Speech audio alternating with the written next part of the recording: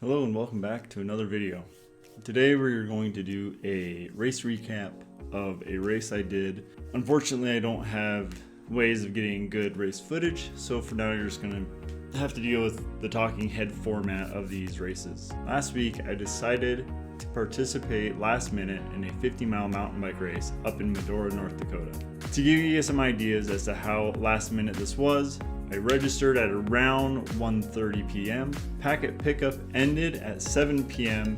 and I had about a 3-hour drive to get up to the race. So I signed up, packed the car, and took off. Reaching Medora, I made it just in time for packet pickup, got my packet, went out, got some food for the night, and then came back to the finish line where I parked and the night in the car. Sleep was difficult, not necessarily because I was in the car. I have a Subaru Outback and I just happened to fit perfectly in the back with the back seats down. The issue was that a thunderstorm had rolled in at about 9 p.m. and that proceeded to give lightning thunder and heavy rains up until about 2:33 a.m. So before I talk about my experience on the race, let's give a little bit of history.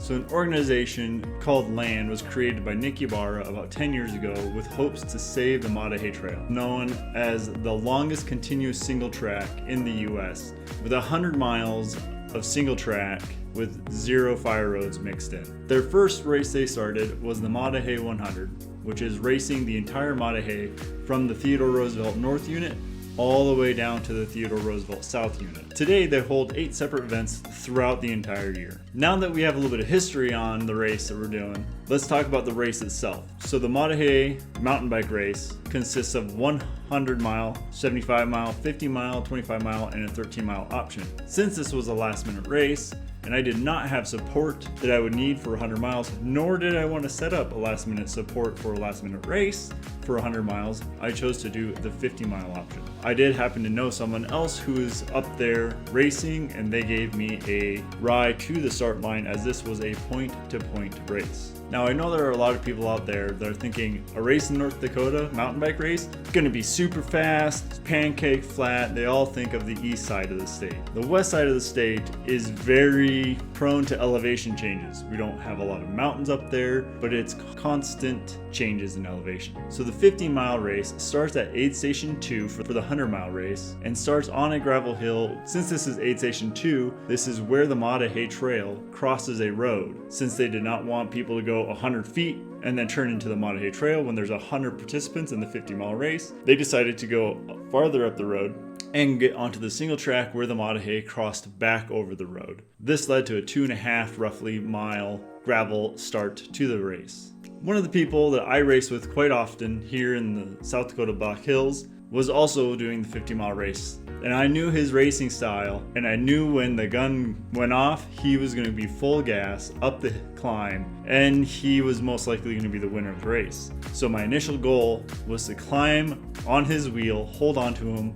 up the climb, and then draft him until we hit the single track. And that is exactly what I did until I couldn't anymore. The gun went off. I hit about 1100 watts from the start, holding his wheel, got to the top of the climb, still had his wheel, started drafting him. He went for a while, he looked back, he realized it was just him and me. He kept going, he didn't ask me to pull through, and I held onto his wheel for about 2 miles, and then a half a mile from the start of the single track, I couldn't hold it anymore, and I let him ride off. Once I got to the top of that second gravel climb, I looked back myself and realized that I had about 2 minutes on the next person behind me. Pulling off onto the single track off the gravel road, the single track was hero dirt. While we got a lot of rain down in Medora that night before, where we started at aid station 2 had only gotten a little bit of rain. So the conditions were amazing. 6 miles in, I was still in second, felt like I had a pretty good lead on second 2, made a turn of what I thought was the correct course. There was in front of me, I could see a road where there was a truck and I could see someone in a volunteer shirt. As I turned, I heard a honk, so I thought, oh, that must be the right way. I pulled off, went back, crossed over that road, saw the volunteer, and I was like, hey, is this the right way? And they replied with, have a nice race. And I was like, I don't know what that means. Does that mean I'm on the right path? Or like, it just wasn't what I was expecting.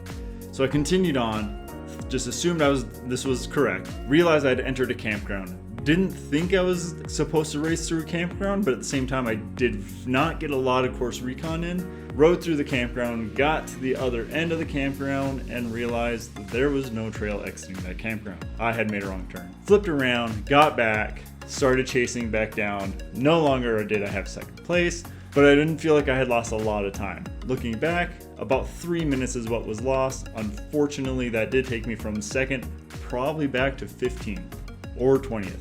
It was pretty far back. So I slowly started my way, working past people. The first couple people, groups of people, I kind of hammered past. They were going quite a bit slower than what I wanted, so I jumped through and passed them quite a bit. And then I got to people that were only a little bit slower than what I was wanting to push. So I didn't dig deep and pass them hard. I just slowly pulled my way up, and then I'd pass a couple people and then slowly work my way towards the next person. I did this for a while, and then I got to someone and was riding behind him for quite a while, and then he mentioned that the guy in front of him was in third place. So I asked, I was like, oh, are the two guys that took off at the very beginning up the road, are they ahead of him? And he's like, yeah, they're the only two ahead of that guy. And at that point, that's when I realized that I'd almost made it back into second place, as the guy they thought was in third was actually in second. A little bit later, down the road, couple miles, I caught up to him, passed him. He was on a single speed, so every time we had those fast downhill pedally sections, I would gain on him and then pass, and then him and I rode together for a significant amount of the time from there. And that brings me to my second wrong turn. So I had made a good amount of time. I was actually ahead. I had a gap on the single speeder. I was following the one tire track that was ahead of me, which was the guy I knew, and we shot into this treed ravine, and I saw his track. I was going.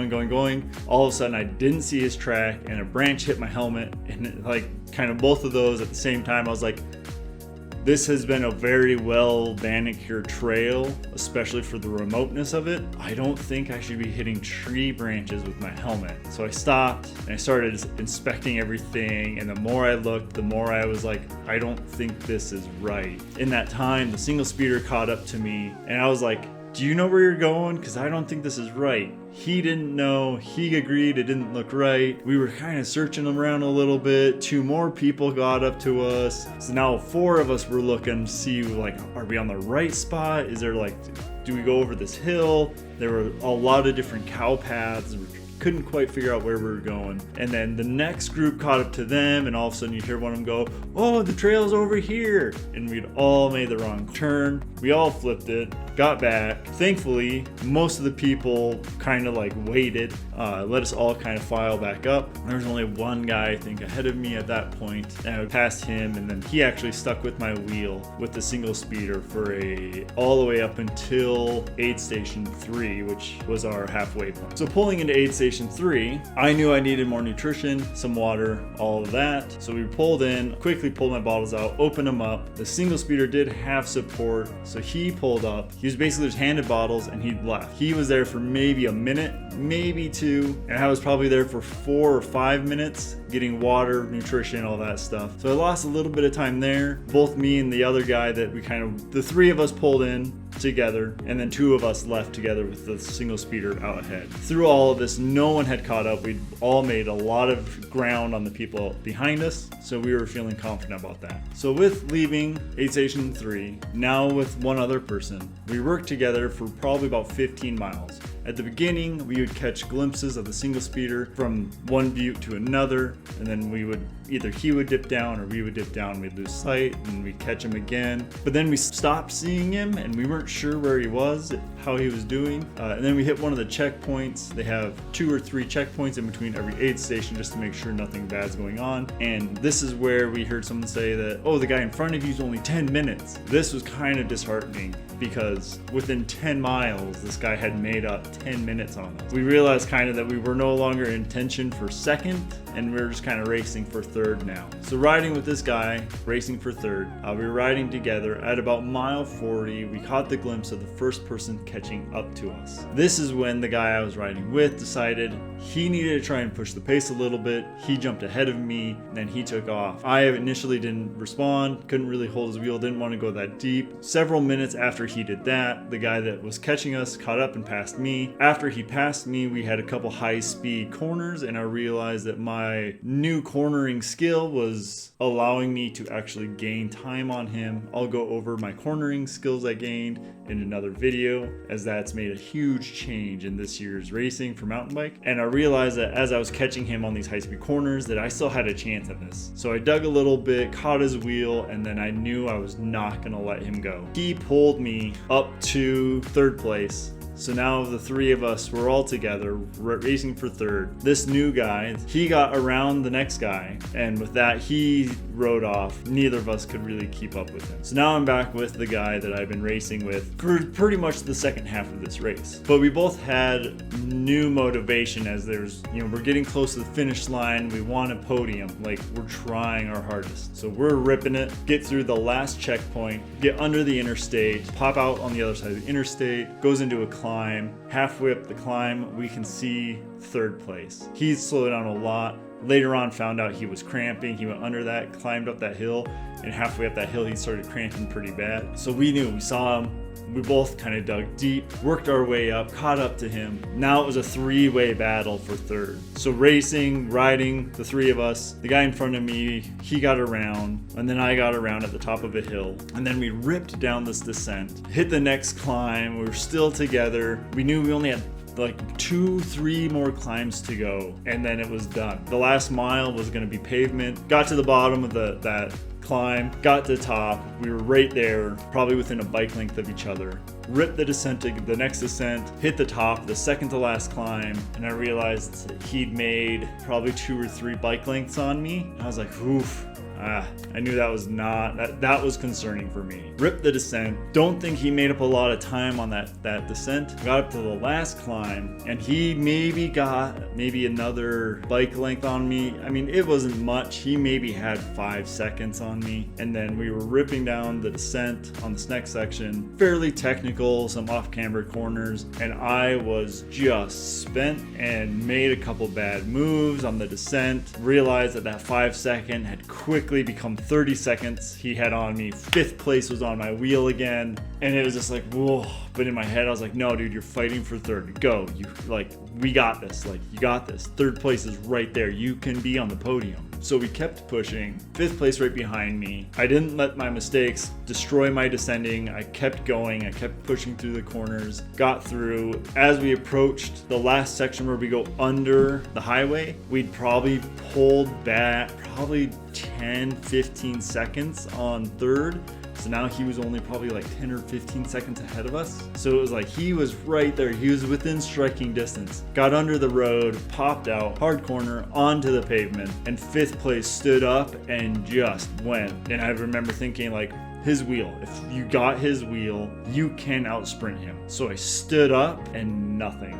I had nothing left. I tried my hardest and I just couldn't go. So I sat back down, tucked into an air position, just pushed down 230 watts. And my 230 watts was pulling back 4th place and 3rd place. I was slowly gaining on them, but I knew it wasn't gonna be enough. But I kept pushing, ended up crossing the finish line in 5th. There's less than a minute, maybe even less than 30 seconds between 3rd place and 5th place. We were all right there, and it was so much fun. I would say that this experience of racing the Maah Daah 50 is tied with my 3rd place in the 2018 DK 100 as far as the results that I am most proud with and the races I am most proud with competing in. Even though I didn't get a podium on the Maah Daah, it was still everything I had, and it was just one of the best performances I've had. One thing I've been trying to do with all of my racing this year is I'm trying to look at what I did well and what I could improve. This is ways I can praise myself for doing something good, but then also improving myself so that the next time can be better. Now, this said, I always try and make more things I'm proud of than more things that I want to improve. And that's just a mental space. I don't want to sit down or do a race, walk away and be like, well, everything was horrible on that race. Because then the next race you don't want to do. Let's go over the things that I am proud of. First, my physical performance was spectacular. I think I ended up pushing an intensity factor of 93% for almost 5 hours. Just spent everything. Second, my mental space and my mental strength was the best I've ever had. Third, my nutrition was dialed. Never did I ever feel in this race that I didn't have enough energy. To put in perspective, I probably was consuming 100 plus or minus a few grams of carbs an hour.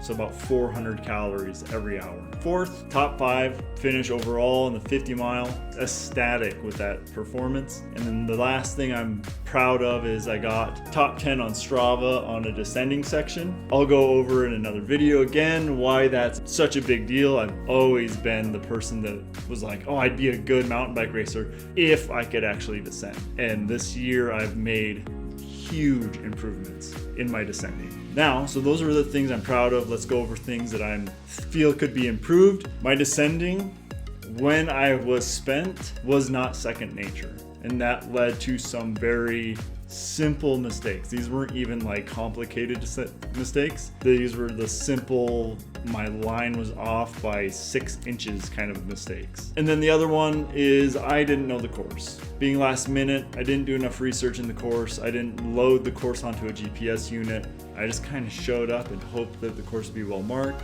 And this led to 2 wrong turns. So let's recap the race. Ended up doing 54 miles with 6,000 feet of climbing. Got 5th overall in the Maah Daah 50 with a time of 4 hours and 56 minutes. Overall, very happy with this race. Happy with my performance, happy with my position at the end. However, my plan was that the Dakota 5.0 on Labor Day weekend was going to be my A race. And I feel like the effort that I gave on the Maah Daah 50 probably made this my A race. Even now, a week afterwards, I'm still feeling fatigue.